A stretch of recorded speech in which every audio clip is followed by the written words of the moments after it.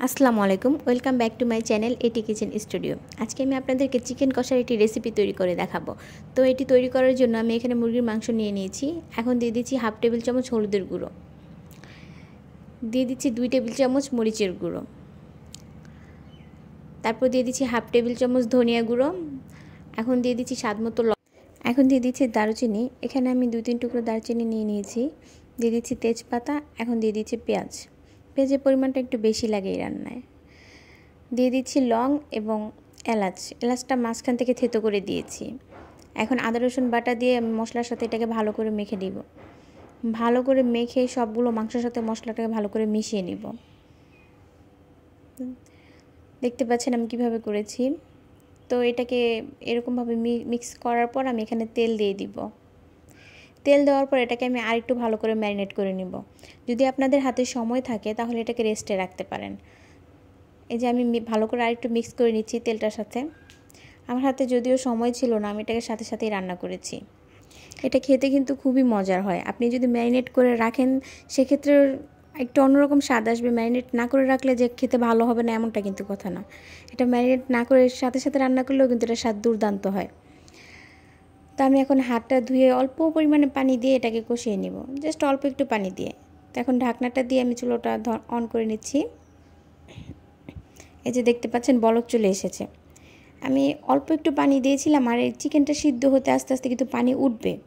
ওই পানিটাতেই আসলে চিকেনটা সিদ্ধ হবে। এখানে আর বাড়তি পানি দেওয়ার দরকার নেই। আমি যে হাত ধুয়ে একটু পানি ইউজ করেছিলাম জাস্ট ওটাতেই হয়ে যাবে।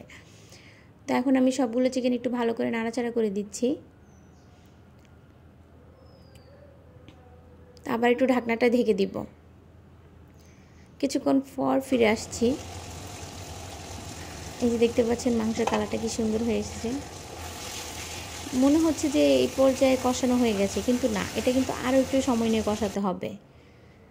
এই যে দেখেন এই পর্যায়ে কিন্তু একদমই পানিটা শুকিয়ে গেছে, তেলটা উপরে চলে এসেছে।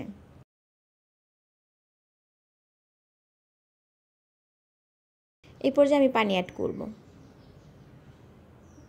এই রান্নায় কিন্তু খুব একটা পানির পরিমাণ লাগে না, জাস্ট অল্প একটু পানি দিয়ে রান্নাটা শেষ করব। এই যে দেখতে পাচ্ছেন আমি কতটুকু পানি দিয়েছি, জাস্ট অল্প, কারণ মুরগির মাংস রান্না করতে খুব একটা সময় লাগে না। তো পানিটা বলক চলে এসেছে। এখন আমি এটাকে ঢাকনা দিয়ে ঢেকে রান্না করে নেব কিছুক্ষণ। এই যে বলক চলে এসেছে। এই পর্যায়ে আমি কিছুটা গরম মশলা অ্যাড করব। আমি এখানে পিওরের গরম মশলার প্যাকেট থেকে কিছুটা গরম মশলা নিয়ে নিয়েছি। এই হাফ টেবিল চামচের থেকেও কিছুটা কম হবে। গরম মশলাটা অপশনাল, আপনারা না চাইলে না দিতে পারেন। তারপর আবার ঢাকনা দিয়ে ঢেকে দিচ্ছি।